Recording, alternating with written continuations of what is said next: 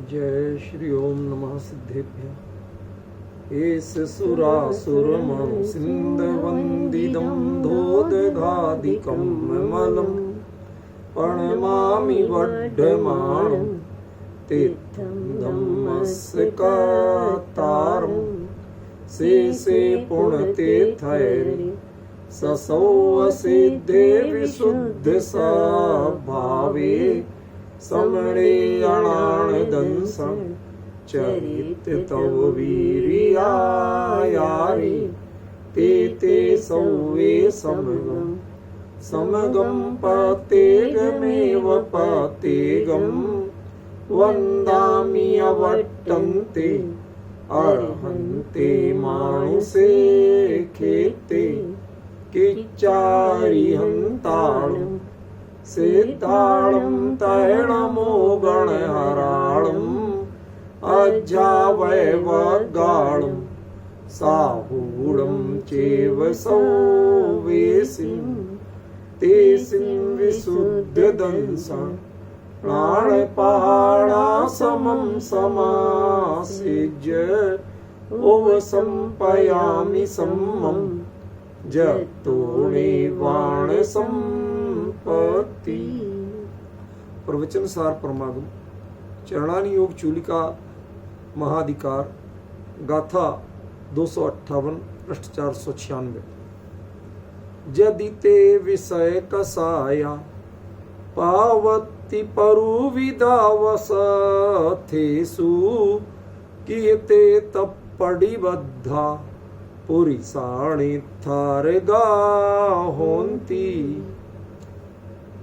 आज एक नई बात इस गाथा में समझ में आई, इसलिए वैसे कल कह दिया था मैंने कि अगली गाथा लूंगा, लेकिन आज थोड़ी देर यही गाथा ले रहा हूं।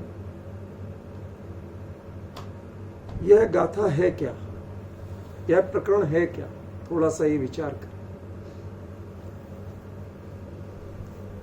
बात किनकी थी? श्रेणी आरोहण करने वालों के लिए बात थी। ये अधिकार किनके लिए था? उनके लिए। अब उसमें सफल नहीं हो पाए तो कुंद का युग और उनकी सोच कहां तक जाती थी और आज कहां हैं लोग, इसका अंतर सीखो। This is an rehabilitation exercise of श्रामण्य in period of Acharya Kund के समय में यदि कोई श्रामण्य से कमजोर पड़ता था तो उसको पुनः स्थापन, रिहेबिलिटेशन, जैसे हड्डी डिसलोकेट हो जाती है तो उसे मशीन से, हाथ से, जैसे भी होता है उसका एक्सपर्ट उसे वापस लोकेट करता है, अपनी सही जगह पे सेट करता है। क्योंकि डिसलोकेट रहेगी तब तक वो पीड़ा देती रहेगी, कष्ट देती रहेगी, टकराती रहेगी, और अपनी जगह पे आ जाएगी तो आप आराम से काम करो, वो कुछ परेशान नहीं करती। समझ गया?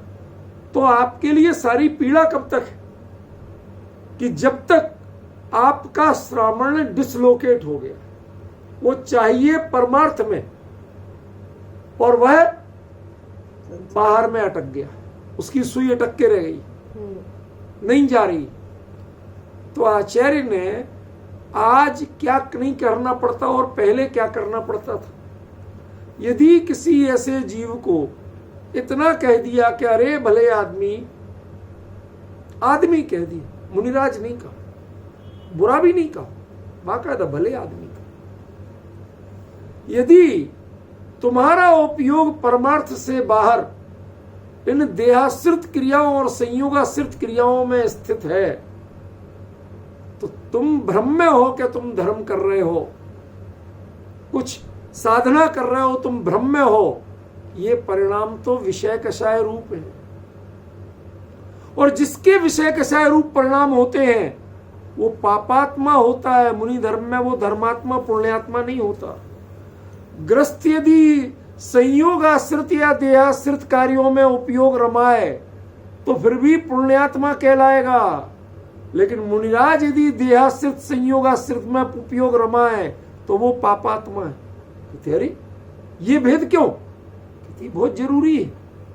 क्यों? तुम सब कुछ छोड़ के चले थे। एक बात कहूं,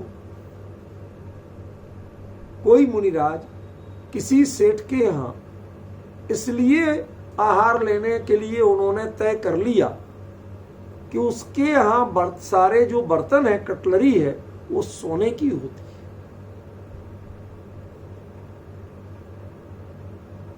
आहार तो मैं बिल्कुल सात्विक लूंगा, लेकिन सोने के बर्तनों में होता है, सोने के बर्तनों में रखा जाता है। जो कटोरी में लेते हैं वो भी सोने की, और जो चम्मच होती है वो भी सोने की। हमारे हाथ में जो देता वो उससे करता। यदि यह विकल्प करके वह बिल्कुल सात्विक आहार लेते हैं गलत, तो वो तामसिक आहार है कि नहीं है। मेरे प्रश्न समझ में आ रहा कि नहीं आ रहा? कभी कभी देखो अमित जी भाई साहब, अपने आप सही दृष्टांत एकदम ख्याल में आते। ये कोई मेरी महिमा नहीं है, यहां बैठो तो अपने आप कहां से आते मुझे पता नहीं चलता। मैं सोच के भी नहीं बैठता, मैं चिंतन तो खाली उस विषय पे करता हूं कि क्या बताना, असली अंतर क्या बताना। आज का जमाना कहां आ गया है और वो जमाना क्या था। इतना कह दिया कि ये परिणाम तेरे पाप रूप है, ऐसे परिणाम करके तू पापी है, पापात्मा है, तुम पुण्य आत्मा भी मत मानना। यद्यपि तत्वार्थ सूत्र में आचार्य उमा स्वामी ने 28 मूल गुण, पंच महाव्रत, 5 समिति आदि को पुण्य आश्रम अधिकार में लिखा है, पुण्य के आश्रम का निमित्त माना है। समझ में आ रहा कि नहीं आ रहा? उसके बाद भी क्या नियम कह रहे हैं आचार्य? पहचानो, पुण्य के निमित्त है, पुण्य प्रकृतियों का कारण है। व्रत करना, उपवास करना, समितियों का पालन करना, ये पुण्य प्रकृतियों के बंध के कारण है। लेकिन उन्हें सावधान कर रहे कि ये तुम पाप कर रहे हो। जब ज्ञानी आचार्य कहते हैं पुण्य के कारण है और आप हमसे कहते हैं पाप कर रहे हो, कहते मुनि धर्म में पुण्य से खतरनाक कोई बुरा काम नहीं है। पुण्य के आकर्षण से खतरनाक कोई बुरा काम नहीं। सबसे खतरनाक काम कोई है तो वो पुण्य का आकर्षण है। समझे कि नहीं?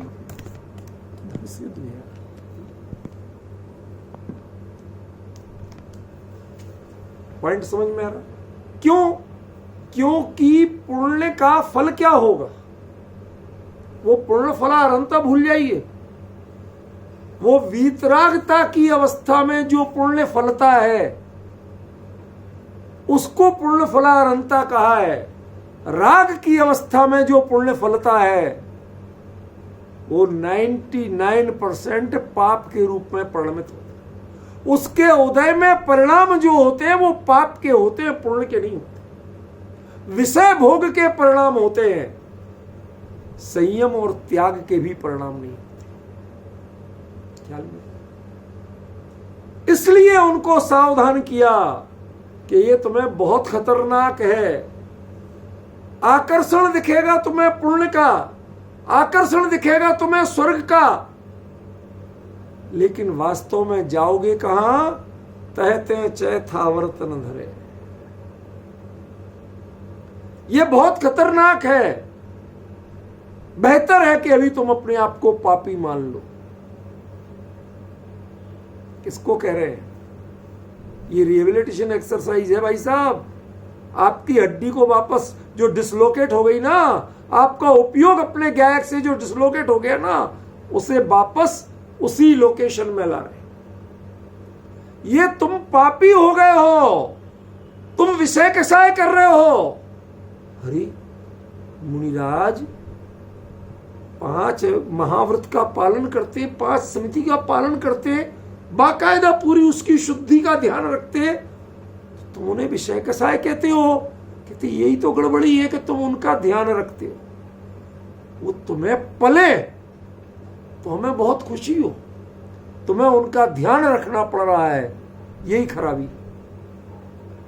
वो किसके लिए थी कि उन पर उपयोग किए बिना तुम स्वरूप में, सीढ़ी काय के लिए होती है, जम के खड़े हो जाओ, दूसरे को नहीं चढ़ने देंगे, इसके लिए होती है कि चढ़ते जाओ और भूलते जाओ कितनी चढ़ गए। क्यों अमित जी, कितनी सीढ़ी चढ़े थे शिखर जी में, गिन गिन के चढ़े थे? कितनी चढ़ गए, भूल गए, कितना और रह गया, उधर पे लक्ष्य रखो। समझ गए ना? ऐसे ही कितनी चढ़ गए ये ध्यान नहीं रखना। या तो वर्तमान परिणति को देखो, उसके प्रति सावधान हो। यदि तुम इन परिणामों पर ध्यान देते हो, मैंने महाव्रत पाले, मैंने समिति पाली, मैंने आवश्यक पाले, इन पर ध्यान है, तो ये विषय कषाय हैं, ये समिति नहीं है, ये आवश्यक नहीं, ये महाव्रत नहीं है, ये विषय कषाय है। अरे साहब, आप ऐसी बातें करते हो, कुछ तो शर्म करो। आप जिनवाणी के विरुद्ध बोलते हो, जिनवाणी इनको महाव्रत कहता है। भैया कहती है, बिल्कुल सही है, वो गलत नहीं कहती है, लेकिन कब कि जो इनका सीढ़ी की तरह उपयोग करते हैं, जो इनको मंजिल मान के चलते हैं, उनके लिए नहीं। आपने कितनी सीढ़ियों को ढोक दी थी? शीतलनाथ भगवान की कूट पे तो गए थे ना? शीतलनाथ भगवान का कल मोक्ष कल्याणक है ना, उनकी कूट पर की वंदना करके आए कि नहीं आए? तो जिन सीढ़ियों से चढ़ के गए थे, उन सीढ़ियों पे कितना फोकस किया था, मतलब ही नहीं था। यही कह रहे, जैसे तीर्थ यात्रा करने वाला उस टोंक पे जहां से भगवान मोक्ष गए वहां फोकस करता है, जिन सीढ़ियों से चढ़ के जाता उनको लक्ष्य नहीं बनाता। ऐसे ही सच्चे मुनिराज निज गायक में रमने के लिए महाव्रत आदि की सीढ़ियों का उपयोग करते हैं, लेकिन उन सीढ़ियों को अपना लक्ष्य नहीं बनाते। जो सीढ़ियों पे अड़ जाए वो पापी है, और जो सीढ़ियों से चढ़ जाए उसका जीवन सार्थक है। क्या? फिर से, सीढ़ियों पर अड़ जाए वो पापी है। तुम पहले कैसे चढ़े? मैं पहले चढ़ रहा था, तुम मेरे से आगे पहले कैसे? कोई जाओ, इसका विकल्प ही। सीढ़ियां मेरा लक्ष्य ही नहीं है।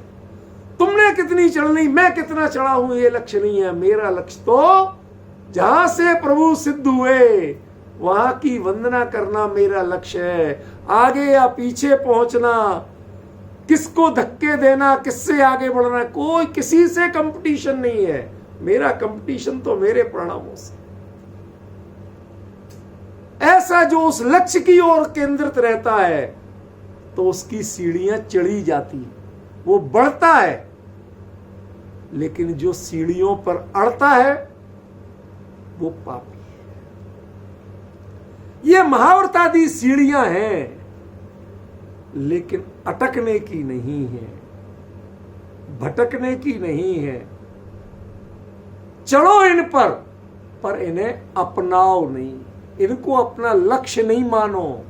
लक्ष्य आपका प्रति समय एकमात्र वो है, सिद्धों की चरण रज, जहां पर उनका अंतिम समय में जहां वो खड़े हुए थे, जहां विराजमान हुए थे, उस रज को हम भाव से वंदन करें, संवेदन करें। साक्षात यहां से भगवान अभी सिद्ध हुए।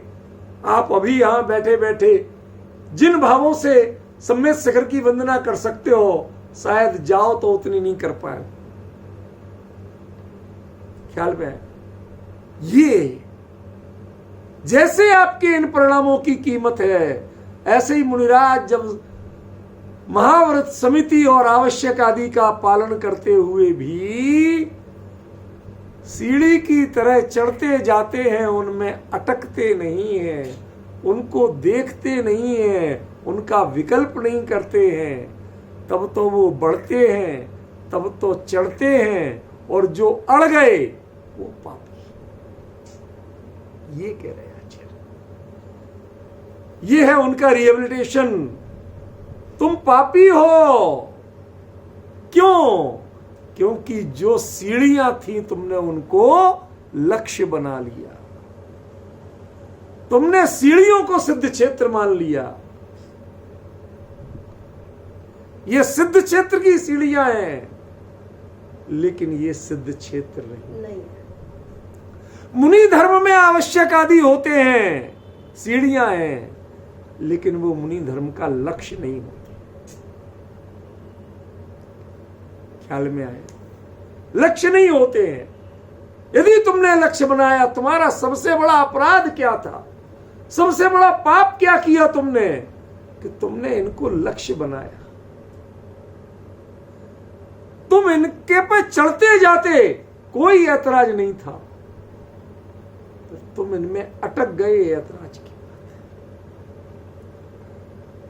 अब वापस चढ़ने के लिए कोड़ा तो चाहिए, डंडा तो चाहिए, हाँकने के लिए कुछ तो चाहिए। ये आचार्य श्री का चाबुक है, चाबुक। तुम पापी हो। अरे बाहर में मुनि धर्म के उपकरण, संयम के उपकरण, पिच्छी और कमंडलू और दिगंबर मुद्रा लिए हुए हों, जो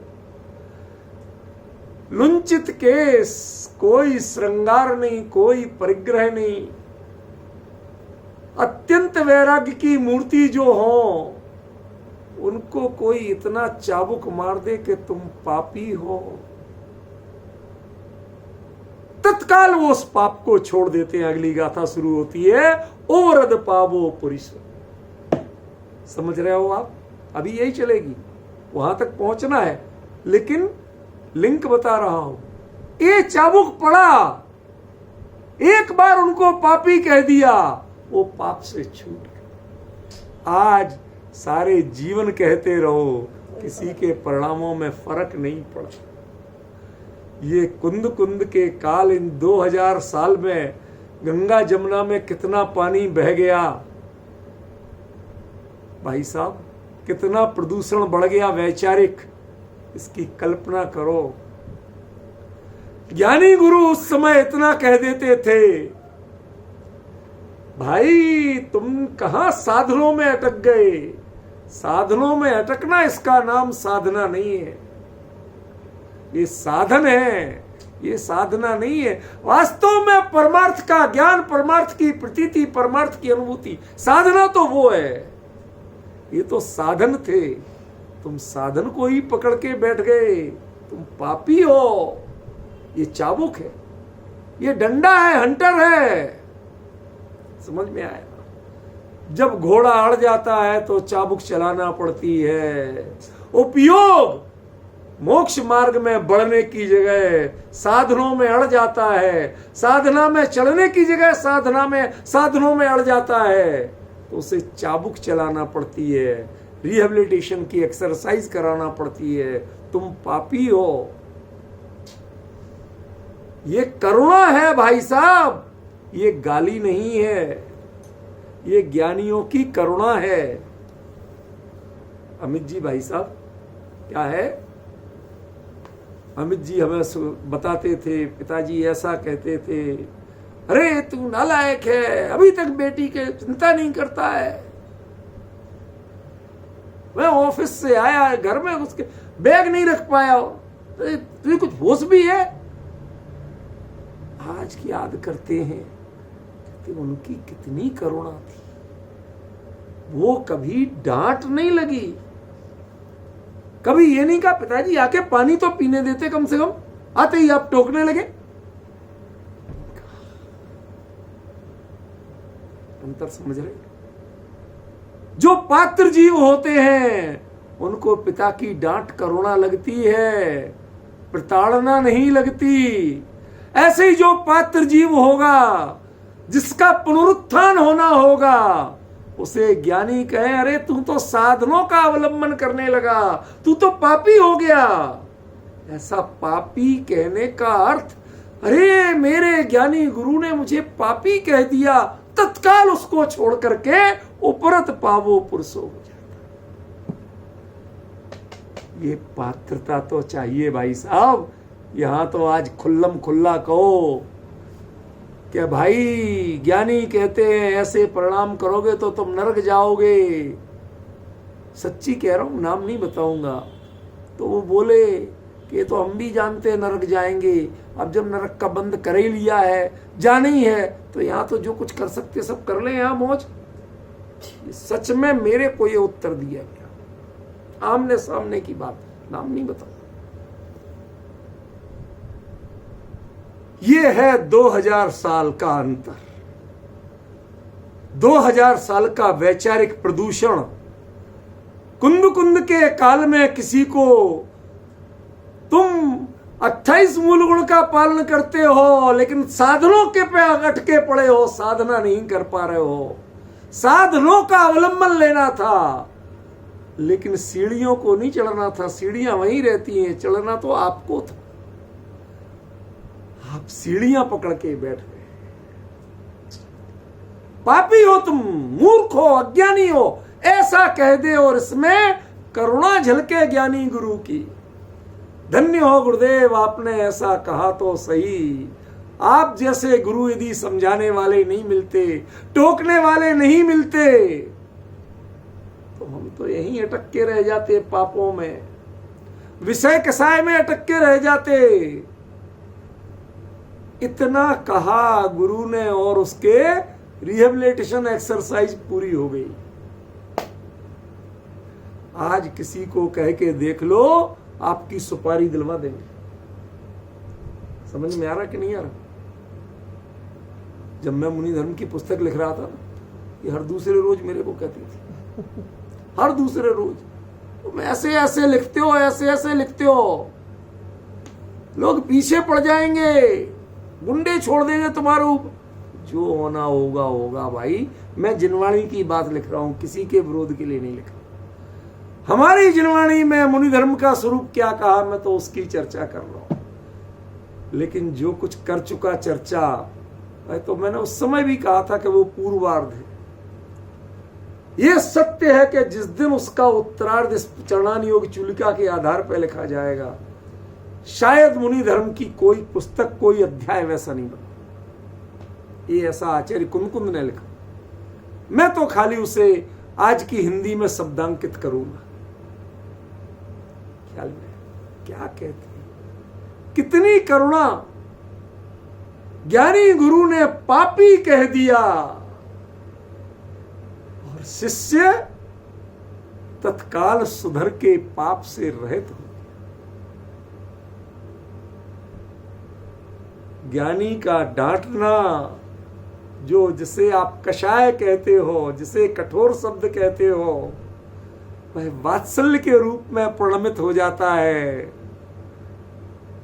भाई साहब, क्या यदि शिष्य पात्र हो, उसमें थोड़ी भी लियाकत, थोड़ी भी योग्यता, थोड़ी भी पात्रता मौजूद हो, एक अंश भी शेष हो, तो ज्ञानी की जो कषाय दिखती है अज्ञानी को, वह उस पात्र जीव को वात्सल्य नजर आता है। आपकी बड़ी कृपा कि आपने मुझे पापी तो कहा। मैं साधनों में अटक गया था, साधना भूल गया था। क्या एक शब्द को याद कर लेना आज, क्या किया था? साधनों में अटक गया था, साधना भूल गया था। बड़ी भारी चूक हो रही थी गुरुदेव मेरे से। आपने मुझे पापी का अत्यंत उपकार किया, अत्यंत उपकार किया। आज किसी को कह के देख लो, सुपारी दे दो, समझ में आएगा। ये है अंतर 2000 साल का। कुंद कुंद के जमाने तक परिणामों में इतनी, इस मिट्टी में इतनी नमी मौजूद थी कि यदि कोई थप्पड़ भी मार दे तो 5 उंगलियां छप जाती थी। नहीं आया समझ में मैंने क्या कह दिया? कुछ नहीं समझे आप। विपिन जी सिर हिला रहे हो, कुछ नहीं समझे। अभी मैं बताऊंगा तब समझोगे। थप्पड़ मार दे, ये कषाय भाव दिखता है, और 5 उंगलियों का ये पंजा छपना, ये आशीर्वाद दिखता। वो मिट्टी आशीर्वाद के रूप में ग्रहण कर रही है, आप उसे थप्पड़ के रूप में दे रहे हो, लेकिन मिट्टी आशीर्वाद के रूप में ग्रहण कर रही है। अब आया अंतर समझ में?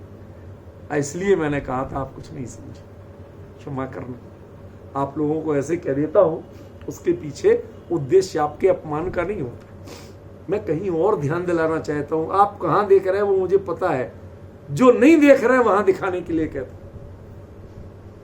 ख्याल में पड़ा? क्या गजब किया आचार्य ने।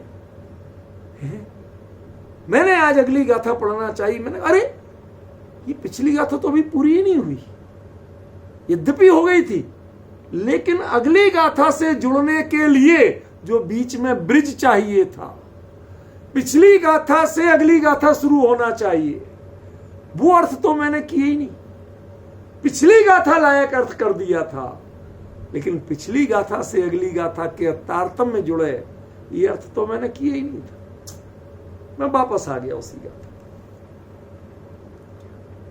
कितनी वो अपराध भी कितना मासूम था। क्या कभी कभी ऐसे शब्दों का प्रयोग करना चाहिए। अपराध भी कितना मासूम था, और ज्ञानी गुरु के कठोरता में कितनी करुणा थी। वो परख रहे थे ये सुधर जाएगा, ये सुधर जाएगा, इसको एक बार डांटने की जरूरत है, ये सुधर जाएगा।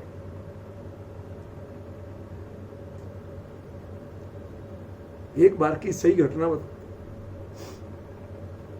स्कूटर खराब हो गया। अब कुछ दिन 2-3 दिन पहले ही सर्विस करा के पूरा फिट करा के मैं सामने खड़े होके कराया, सब चीज सही थी, कुछ नहीं था। क्या होगी? मैंने उसे फोन किया, क्या है मुझे ऑफिस जाना है, और तुमने वो भागा आया। भाई साहब जन सब हो नहीं सकता, फिर भी आ रहा हूं। वो आया भाग के। मैंने कहा तुम औजार तो कुछ लाया नहीं? वो हथौड़ी लेके आया था।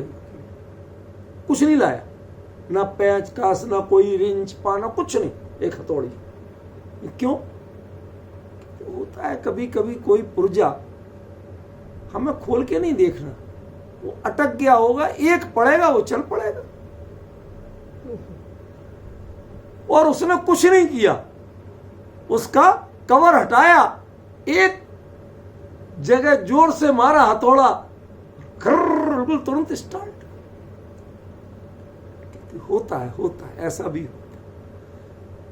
इसको यही चोट चाहिए थी, इस चोट से इसके सारे पुर्जे चालू हो गए। कहां अटके थे हमें देखने की जरूरत नहीं। ऐसे ही वो जीव कहां अटका था, जैसे चढ़ना तो श्रेणी में था और उतरते उतरते कहां आ गया था, परमार्थ तक को भूल गया, साधनों में अटक के रह गया।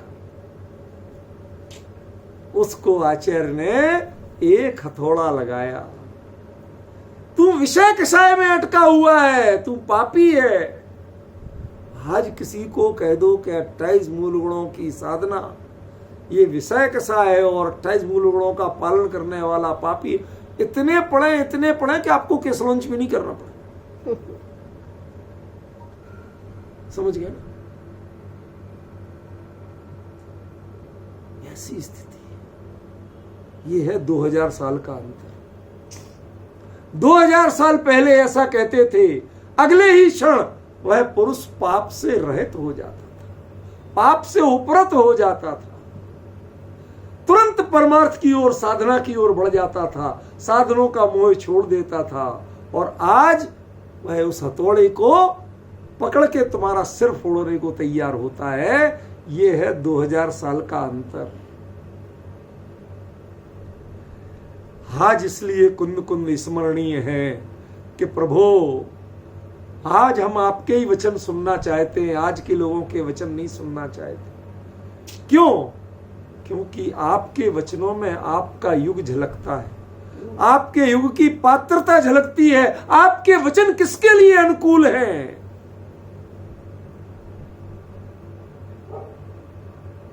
निर्ग्रंथ गुरु के वचन ते किसके अनुकूल है? पहले ये तो देखो तुम उनके अनुकूल हो के नहीं, तुम्हें पापी कह दिया जाए और तुम परमार्थ के ज्ञाता बन जाओ, पाप से रहित हो जाओ। है क्या इतनी क्षमता, है क्या इतनी पात्रता, है क्या ऐसी योग्यता? जब कुंद कुंद के युग के अनुरूप परिणाम तुम्हारे नहीं है तो कुंद कुंद के वचनों के पात्र भी तुम नहीं। तुम्हें पापी कहने में यदि आक्रोश आता है, मुट्ठियां भिजती हैं, भ्रट्टुयां तनती हैं, होंठ फड़कने लगते हैं, आंखों के कोने लाल हो जाते हैं, तो समझ लेना तुम 2000 साल बाद के हो। तुम अभी प्रवचन सार के लायक नहीं हो, चरणान योग चूलिका की चर्चा के लायक नहीं। कुंद कुंद ने उनकी चर्चा की है जो उनके काल में भी कदाचित ऐसे स्खलित होते थे, साधनों का अवलंबन करने लगते थे, साधना को भूलते थे। आचार्य ये नहीं कहते थे तुम पुण्य कर रहे हो, पुण्यात्मा हो। क्या कहा? सीधा कह दिया तुम पापी हो, तुम विषय कषाय कर रहे हो। कल्पना तो करिए, 5 महाव्रत का पालन तुम कह रहे विषय कषाय कर रहे हो, 5 समितियों का निर्दोष पालन। गड़बड़ी तो यही है कि तुम्हें पालना पड़ रही है, तुम्हें उधर ध्यान है। गड़बड़ी तो यही है। सीढ़ी चढ़ते जाओ, कभी सीढ़ी के कंकर गिने आपने? नंबर गिने? कुछ नहीं गिनते। रात के अंधेरे में समेत सगर की सीढ़ियां चढ़ते जाते हैं। भोर की पहली किरण के साथ भगवान की टोक आ जाती है, सारी थकान उतर जाती है। ऐसे ही साधनों का बोझ जब उतर जाए और सिद्धि सामने नजर आने लगे, तब समझना कि ज्ञानियों के वचन सार्थक हुए। बैठ जाए रास्ते में, होता है ना? क्यों अमित जी, एक आध बार बैठे थे? बैठ जाए कोई रास्ते में, मेरे जैसा अक्खड़ आदमी हो साथ में ग्रुप लीडर, बैठने नहीं देता। पहला नियम है, कुछ भी हो लाठी टेक के खड़े हो जाओ, बैठना नहीं है, बिल्कुल नहीं बैठना। तुम्हें 5 मिनट खड़े रहना, 5 मिनट खड़े रहो, हम खड़े रहेंगे साथ में, लेके जाएंगे, छोड़ के नहीं जाएंगे। ये नहीं कहेंगे आ जाना पीछे से, चलो हमारे आगे। कैसे नहीं चलो, सब चल लेंगे। अब आप समझ रहे कि नहीं समझ रहे? ये आचार्य अपने चला के ले जा रहे हैं, चला के ले जा रहे हैं। बहुत सुस्ता लिए, जो तुम साधनों में सुस्ता लिए तुम पापी हो गए हो। अरे भगवान चढ़ के कब पहुंचे थे, लौट के आने का भाव नहीं किया। तुम उनकी वंदना के लिए अटकते हो, भटकते हो। चढ़ते चलो, रुको मत। रुकना भी है तो बैठो मत। सीढ़ी का अवलंबन मत लो, अपनी हाथ की लाठी का सहारा लो, सीढ़ी का अवलंबन मत लो। तुम इन महाव्रतादि का अवलंबन मत लो। तुम अपने उपयोग में ज्ञानियों के वचन को लाठी का सहारा बनाओ। ज्ञानियों ने क्या कहा कि जो तुम सीढ़ी पे अटके तुम पापी हो। तत्काल उसने अपना प्रमाद छोड़ा और ओरद पावो पुरुष। अब बताओ, इस गाथा की उत्थानिका करने की जरूरत है अमित जी? इस चर्चा के बाद अगली गाथा की उत्थानिका करने की जरूरत है? इससे बेहतरीन कोई उत्थानिका हो सकती है? पॉइंट समझ में आ रहा है कि नहीं आ रहा? ये है। अब ये शास्त्र बना। शास्त्र माने अनुस्यूत, जो एक में दूसरी चीज पिरोई हुई। नहीं आया समझ? मोतियों की माला में खाली धागा पिरोया हुआ, हर मोती अलग होता है, लेकिन जो चैन होती है उसका एक एक आंकड़ा एक दूसरे में सेट होता है। ये गाथा जब एक दूसरे में पिरोई हुई दिखे, इसकी बात उसमें और उसकी बात इसमें प्रॉपर दिखे तो समझना उसका नाम शास्त्र है। अब बताइए इसकी उत्थानिका करने की जरूरत है? इस गाथा में आचार्य देव क्या कहना चाहते हैं बताने की जरूरत है? और इस उत्थानिका के बिना इसका कुछ भी अर्थ करोगे कभी लिंक बैठेगी? बहुत बड़ा अंतर, बहुत बड़ा अंतर। आज मैंने जो ही बैठा और मैंने पढ़ा, रे अगली गाथा ओवरद पावो पुरुषों से शुरू हो रही है। अभी तो उसको पापी कह रहे थे, अब पाप रहित हो गया, पाप से उपरत हो गया। ये क्या चक्कर है? तो मुझे ख्याल आया, रे है तो वो मुनि दीक्षा धारण किए हुए, कमी कितनी हुई कि साधनों में अटक गए थे। ज्ञानी गुरु ने एक चाबुक चलाया, ये साधनों की भक्ति विषय कषाय है, इसका नाम साधना नहीं। साधना स्वरूप के अवलंबन से होती है, साधनों के अवलंबन से नहीं होती है। साधनों के अवलंबन का नाम विषय कषाय और साधनों का अवलंबन करने वाले का नाम पापी। विरला पामे तत्व ने, हर कोई सुन नहीं सकता, जिसके भाग्य में होगा वो सुने। हर किसी को पच नहीं सकती ये बात, जिसके भाग्य में होगी उसे पचे।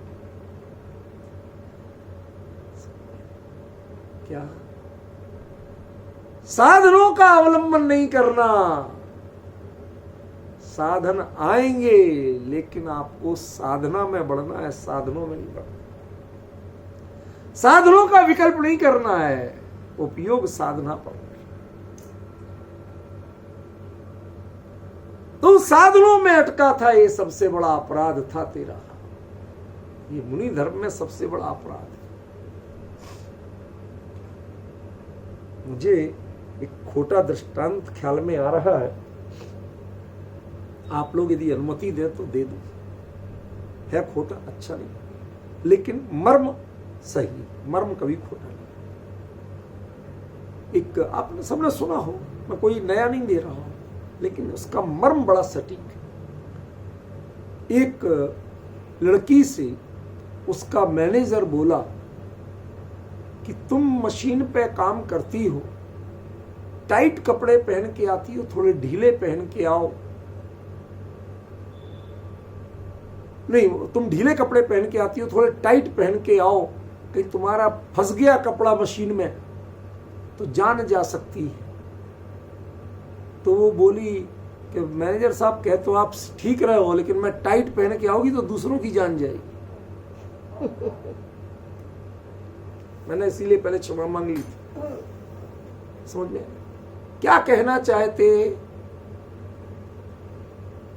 ये मैं दूसरों पर उपकार कर रही हूं, करुणा कर रही हूं, अपनी रिस्क लेके। ऐसे ही ज्ञानी जीव आचार्य देव अपना अपकार करके उनका उपकार करते हैं कि तुम पापी हो। ये समझ में आ सकती है भाषा किसी को? शांति भाई, किसी को समझ में आएगी ये बात? अपना अपकार करके दूसरे को उपकार करते। क्या उपकार करते? तुम पापी हो, तुम विषय कषाय करते हो।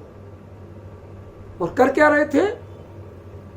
साधनों का अवलंबन कर रहे थे, महाव्रतों का अवलंबन कर रहे थे, समितियों का अवलंबन कर रहे थे।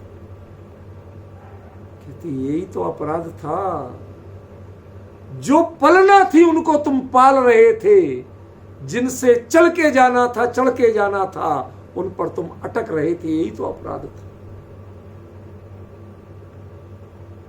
इस अपराध पे सावधान करते हैं ज्ञानी गुरु, तुम पापी हो। और शिष्य कितना, मतलब मिल जाए तो चरण पकड़ के लिपट जाए, ऐसा मन कर रहा है कि जिसको इतना टोका कि तुम पापी हो और उतने में पाप से रहित होकर गाथा अगली शुरू हो गई। ज्ञानी आचार्य कहते हैं ओवरद पावो पुरुषो।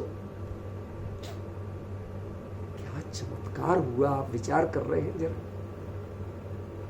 कौन करे ऐसा अर्थ? जो कुंद कुंद ने दिया है, यदि उनके हृदय में नहीं बैठो तो ये अर्थ कहां से आए? दो गाथाओं को अलग अलग कर दो, यहां उसको पापी का, वहां पर पाप रहित की वर्णन करते हैं, ये कोई उत्थानिका होगी? ये दोनों जुड़ी हुई रहना चाहिए। वो जीव, इधर आचार्य ने उसे पापी कहा और तत्काल वो पाप से रहित हुआ। धन्य हो प्रभु, क्या जीवों की पात्रता थी। क्यों अमित जी, पहले पिताजी डांट देते थे तो हम सौभाग्य मनाते थे, पिताजी नहीं बोलते थे तो दुर्भाग्य मनाते थे, और वो डांट भी देते थे तो सौभाग्य मनाते थे। हाँ बोले तो मेरे भले के लिए कह रहे, और क्यों कह रहे? डांट रहे, कोई कहे अरे तुम्हारे पिताजी तुम्हें ऐसा, मेरे पिताजी बोल रहे, तू कौन होता बोलने वाला? वो मेरे भले के लिए कह रहे, गलती मेरी थी। ये पात्रता थी। आज के बच्चे को जरा सा कह दो, समझे ना, जैसे आपको दो पीढ़ी में संसार के संबंधों में अंतर नजर आ रहा है, ये अंतर आपको एक पीढ़ी में ही नजर आ गया, पिछली और अगली। लेकिन ये अंतर मुनि धर्म की साधना में आने में 2000 साल लग गए थे। 2000 साल पहले आप जैसे बेटे थे, आप जैसे मुनिराज थे, आप जैसे साधक थे, जिनको उनके ज्ञानी गुरु जब डांटते थे, प्रताड़ना करते थे, पापी कहते थे, तो तत्काल सुधर के वो परमार्थ के वेत्ता हो जाते। आज किसी को कह दो तो उठा के पिच्छी उठा के दे मारेगा, सर कमंडल से सिर फोड़ने को तैयार।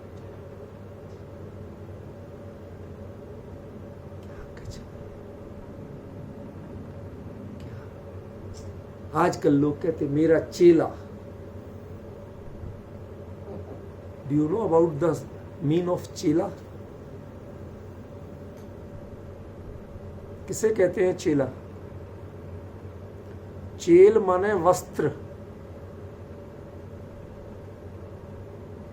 अंतरंग भावना से एक मोक्ष मार्ग पे बढ़ रहे हैं, एक मोक्ष मार्ग पे बढ़ना चाहते हैं, अंतरंग भावना से दोनों एक रास्ते के पथिक हैं। दूरी भले ही है लेकिन रास्ता वही है। समझ में आया ना? जब एक रास्ते पे चलने वाले दो लोग, एक सवस्त्र हो और एक अवस्त्र हो, निर्ग्रंथ हो, तो वो गुरु कहलाता है, ये चेला कहलाता है। जिसे ये पात्रता ही नहीं हो तो कपड़े पहनने वाला तो भोगी कहलाता है, चेला नहीं कहलाता।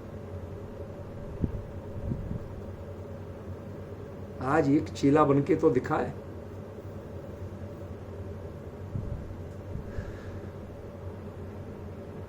कितना अंतर, ऐसे कपड़ा पकड़ के अंतर बताएं भगवान। आपका ये छूट गया और मेरा नहीं छूटा, बाकी हमारे आपका रास्ता एक। दूरी है लेकिन रास्ता भिन्न नहीं है। कई बार आजकल जब मोबाइल चलने लगे तो शिखर जी की यात्रा में अपने साथियों की खबर लेते हैं, तुम कहां तक पहुंचे? मैं तो यहां पहुंच गया। ख्याल में आया? मैं पहली टोक, कहते मैं तो चंदा प्रभु की टोक चढ़ गया। कहती चिंता मत करो, दोनों एक वंदना पे निकले। मैं पीछे हूं, तुम आगे हो, ये सही है, लेकिन दोनों तीर्थयात्री हैं, दोनों वंदना कर रहे हैं। डिस्टेंस है, ये भी कवर होगा। डिस्टेंस की कमी मानता हूं। हम पीछे रह गए, तुम आगे निकल गए। ऐसे ही जिनके गुरु निर्ग्रंथ होके आगे निकल गए, चेला सग्रंथ है, चेल सहित है, वस्त्र सहित है, लेकिन जिसकी भावना में कमी नहीं है, भावना वही मार्ग अपनाने की है, उसी पथ पर चलने की है, तब वह गुरु और चेला कहलाते हैं। ध्यान रखना, निर्ग्रंथ गुरु को ही गुरु कहते हैं और निर्ग्रंथ पने की भावना रखने वाले सवस्त्र को चेला कहते हैं। अन्य कोई मति गुरु और चेला नहीं कहला सकते। सिर्फ जैनों में होते हैं गुरु और चेला। इनकी पहचान है वस्त्र और निर्वस्त्र, ये इनकी पहचान है, अन्य मतियों में है कहीं। वो तो उनके गुरु भी सवस्त्र ही होते हैं, तो चेला कौन कहेगा, किसको कहोगे? भाई साहब थोड़ा जिन खोजा तिन पाइया गहरे पानी पैठ, मैं बपुरा बूढ़न डरा रहा किनारे बैठ। अरे ये तो प्राकृत है, क्या है आप क्या लिखा, हमें तो सब नीचे पढ़ना पड़ेगा। अरे क्या तुमने भय बना रखा, एक बार डूब के देखो, कुंद कुंद के समीप जाके देखो, उनसे उनकी भाषा में बात करके देखो, जुड़ के देखो। कुंद कुंद बिल्कुल हिंदी से सरल बोलते नजर आए, कोई कठिनाई नहीं लगेगी। तब आपको जो मर्म खुलेगा वो ऐसे नहीं खुलेगा। डरो मत, गहरे पानी पैठ, मूल गाथा में उतर के देखो। आज ना गुरु रह गए ना चेला रह गए, आज दोनों संसार मार्ग के पथिक होते जा रहे हैं। घबराना मत, जिनवाणी के प्रमाण से कह रहा हूं, किसी पर कटाक्ष करने के लिए नहीं कह रहा। कितना बड़ा अंतर है। मैं आज बहुत अभिभूत हुआ जब बैठ के पढ़ा, उव्रत भावो पुरुष, उव्रत पावो पुरुष। वो पाप से रहित हो गया पुरुष। अभी कह रहे थे पापी, अभी कहते पाप से रहित। चक्कर क्या है महाराज? कहते दो गाथाओं का अंतर है। एक गाथा में हमने पापी कहा, कितना पात्र जीव था। कुंद कुंद कहते मैं तो ऐसों के लिए बोलता हूं, इन हम जैसों के लिए बोलते कब है?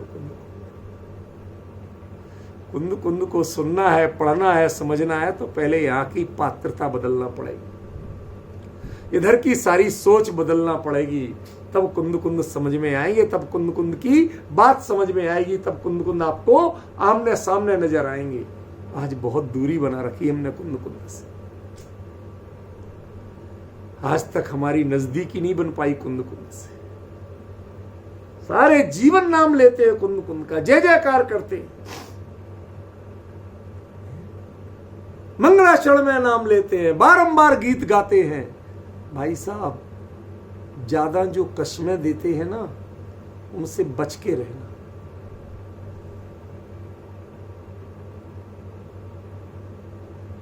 कठोर शब्द बोल रहा हूं, जो कस्में देते हैं ना, उनसे बच के रहना।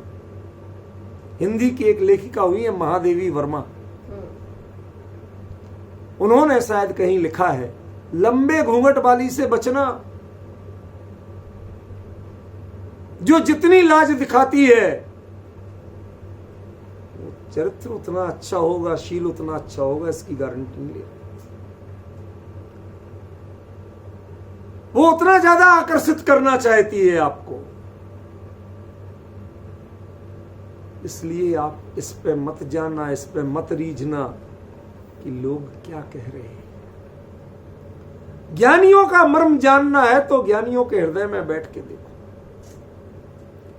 उस पात्रता को परखो कि 258 से 259वीं गाथा की दूरी तय करने लायक हो क्या आप? बस आपको उस क्षण पात्रता समझ में आ जाएगी कि आप कुंद कुंद के शिष्य बनने लायक हो कि नहीं। क्या सीखना है अमित जी?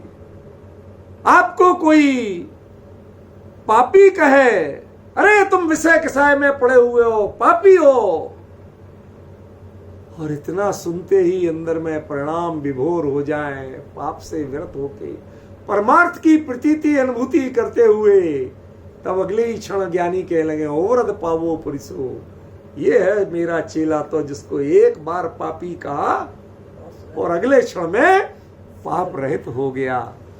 ऐसे होते थे कुंद कुंद के काल के चेले, ऐसों को कुंद कुंद समझाते थे, हमारे काल के जैसे बठर जीवों को नहीं समझाते।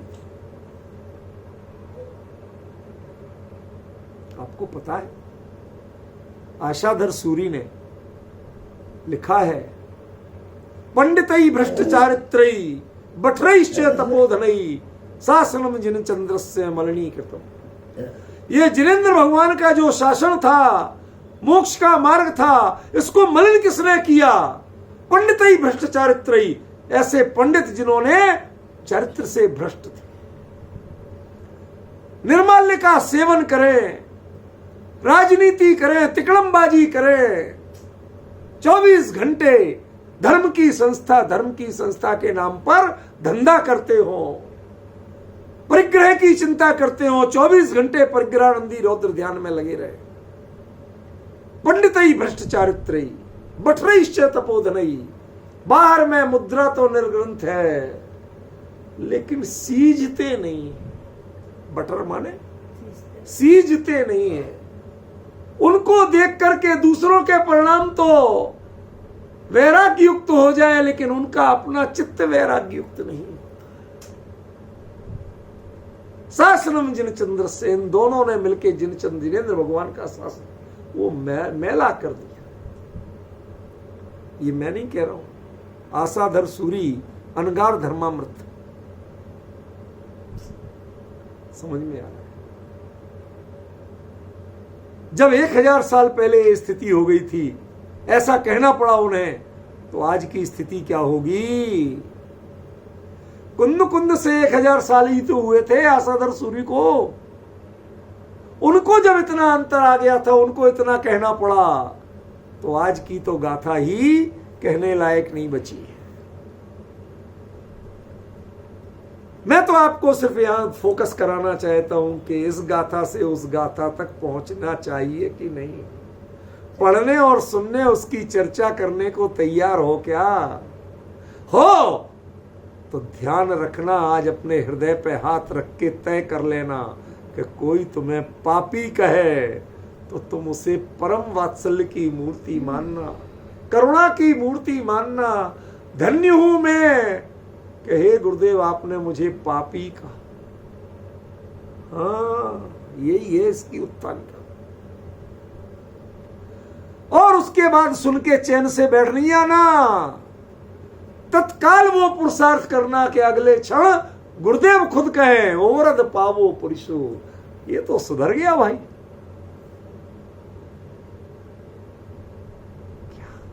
एक बार गाली, माफ करना, आचार्यों के लिए शब्दों नहीं प्रयोग कर सकता कि उन्होंने ऐसा कहा, लेकिन किसी को पापी कहना आज के जमाने में कोई अपमानजनक शब्द से कम तो है नहीं। लेकिन उनके काल की महिमा देखो कि उन्होंने पापी कहा, अगले ने सुना, एक शब्द नहीं बोला, एक शब्द नहीं बोला, तुरंत अपने स्वरूप में लौट के निर्मल अनुभूति प्रकट की। उसको देख के गुरुदेव कहते हैं ओरद पावो पुरुषो। अरे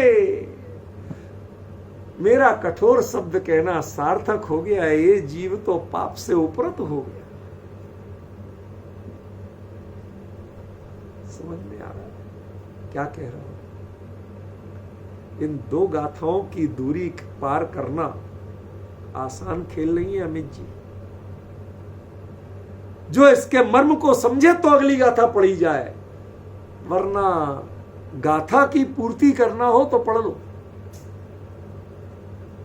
क्या अगली गाथा पे बढ़ना हो तो बढ़ लो, लेकिन बढ़ नहीं पाओगे। बढ़ेगा कौन? कि जिसको ये पापी की प्रताड़ना अमृत वचनों की तरह गुरुदेव की करुणा लगे। अरे पहले इसके पात्र तो बनो कि कुंद जैसे आचार्य तुम्हें पापी कहें। इतने पात्र तो बनो, पहले साधनों को अपनाओ तो सही। अभी तो तुम्हारी भूमिका ही ऐसी नहीं लगती है। इसका मतलब ये नहीं जानना कि चाहे नकली बनो पर मुनि बनो, ऐसा नहीं कह रहा हूं। दृष्टांत हमेशा सीमित होता है, उसको सर्वदेश लागू नहीं कर। ख्याल में मैं परिणामों की पात्रता की बात कर रहा हूं। तुम छोटे मोटे व्रत उपवास देव दर्शन प्रक्षाल पूजन कर करके अपने आप को धर्मात्मा मानने लगे हो, अटकने लगे हो। तुम्हें भी समझना चाहिए कि तुम भी पापी हो। अरे कहां पाप किया? सुबह से प्रक्षाल पूजन करता हूं, रोज उठ के कभी प्रमाद नहीं करता। क्या कर लिया तुमने? क्या इसको उपलब्धि मान रहे हो? यही तो पाप है। ये उपलब्धि पने की भावना, ये पाप है। साधनों में तन्मयता, ये पाप है। ये साधना नहीं है। साधनों को अपनाया जाए, लेकिन साधनों में अटका ना जाए, साधनों में तन्मय न हुआ जाए, तब आप उपरत पाप होंगे। और साधनों में अटक गए तो पाप। मैं तो इस शब्द पे ही, मतलब जैसे स्क्रू ढीला हो जाता ना, वो कभी कभी वो पहले रिकॉर्ड प्लेयर चलते थे ना, वो कहीं घिस जाता था तो एक पे ही वही बजाता रहता था। ऐसा मैं बज रहा हूं, कह लो आप, मुझे कोई ऐतराज नहीं। लेकिन क्या करूं, अगली गाथा में बढ़ूं कैसे? उसके लायक तो बनूं। कुंद कुंद के सामने ऐसे पात्र जीव थे। एक बार कुंद कुंद ने उनको कहा, अरे तुम कहां विषय के साय में अटके पड़े हो, तुम तो पापी हो। इतना सुनते ही जो सुधर के उपरत पाप हो गए। हम सुन के वापस शास्त्र बंद करके चल देते हैं, बाकी कल पढ़ेंगे। ये है हमारी और उनकी दूरी। इस दूरी को पाटना है विपिन जी, इस दूरी को पाटना है। चर्चा भले ही अभी पूरी हो आज की, लेकिन चिंतन पूरा नहीं होना चाहिए। चिंतन कल तक लगातार चलना चाहिए, अंतरंग संवेदन में बसना चाहिए, ताकि कल हम उपरत पावो पुरुषों की चर्चा कर सके। आज यही विश्राम लें।